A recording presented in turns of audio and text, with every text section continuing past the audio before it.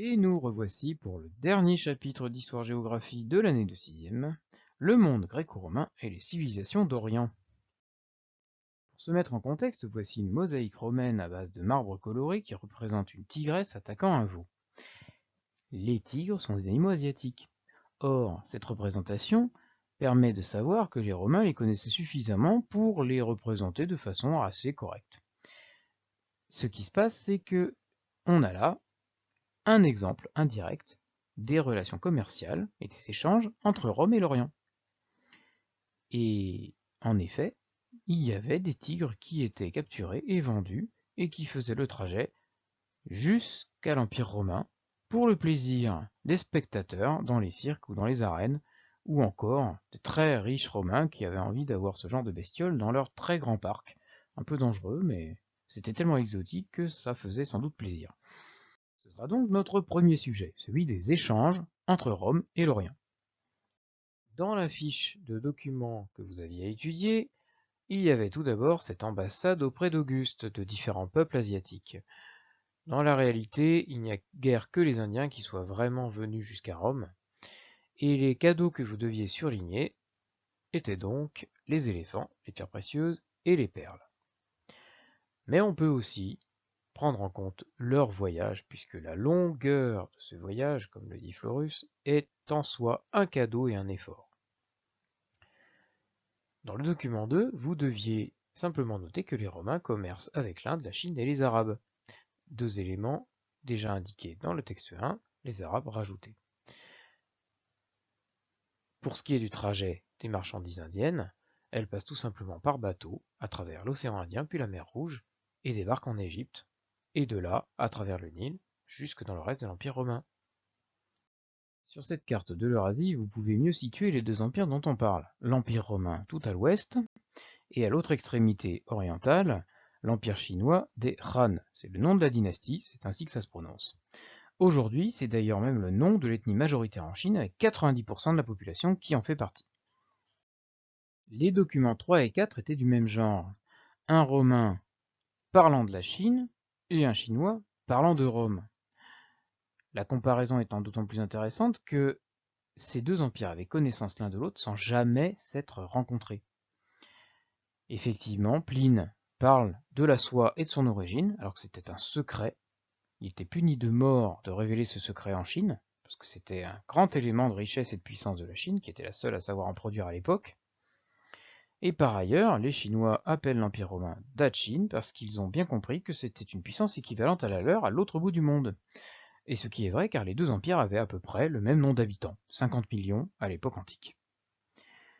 Mais, petit souci, entre les deux, le plus gros obstacle, c'était l'empire des Parthes, un héritier de l'empire perse, iranien donc, qui n'avait pas du tout l'intention de laisser les Romains se balader en Asie, puisqu'ils lui faisaient la guerre presque constamment, et qu'il contrôlait les routes de commerce et s'enrichissait. Il était hors de question de laisser cette richesse filer. Tout ça n'empêche pas le commerce d'avoir lieu à travers toute l'Eurasie, le long de ce qu'on appelle les routes de la soie, des épices et de l'encens. L'encens étant une résine qu'on brûle pour son odeur, son parfum. On l'utilise notamment encore dans les églises. On le trouvait plutôt au sud de l'Arabie, voire en Éthiopie. Pour ce qui est de la soie, c'est uniquement en Chine qu'on la trouve. Alors bien sûr, la route maritime permet de rejoindre l'Inde, on en a déjà parlé, en passant par la mer Rouge. Mais pour la Chine et sa soie, on passait par la route terrestre, à travers les steppes de l'Asie centrale. Et sur cette route, un point stratégique était la ville de Dunhuang, début de la route de la soie du côté chinois. Et voilà le paysage de Dunhuang aujourd'hui. Ça n'a sans doute pas tellement évolué pour ce qui est des éléments de l'environnement. Au premier plan, vous avez ce qu'on appelle le lac du croissant de lune, qui existait déjà à l'époque des Han, sans doute pas sous cette forme, et au loin, toujours le paysage de la région de Dunhuang, qui est une ville qu'on ne voit pas précisément, mais c'est pas notre problème.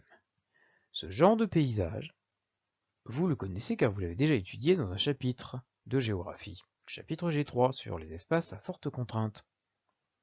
De quoi s'agit-il? Si vous séchez, je vous donne la réponse, il s'agit d'une oasis. On est aux franges d'un désert qui commence à l'ouest de la Chine, et c'est là aussi que commence la route de la soie, vers l'ouest. Il s'agit d'avoir une étape importante dans cette oasis où on peut faire des réserves en eau, reposer les chevaux et les chameaux qui servaient aux caravanes déjà à l'époque. Les chameaux sont des animaux asiatiques, il ne faut pas confondre avec les dromadaires qui eux sont d'Afrique, avec une seule bosse. Les chameaux en ont deux. Et donc c'était un point de départ très important. Il fallait contrôler cette ville pour pouvoir contrôler le commerce. Et voici un aperçu des produits échangés, les produits les plus précieux. À gauche, une fresque romaine qui représente une femme. Le produit chinois qu'on voit sur cette fresque, car on sait qu'il s'agit de cela, c'est la robe de soie qu'elle porte. Une soie qui était quasiment transparente dans ses versions les plus raffinées, ce qui choquait beaucoup les Romains traditionnels. À droite, vous avez un verre. Les objets en verre étaient la spécialité des Romains.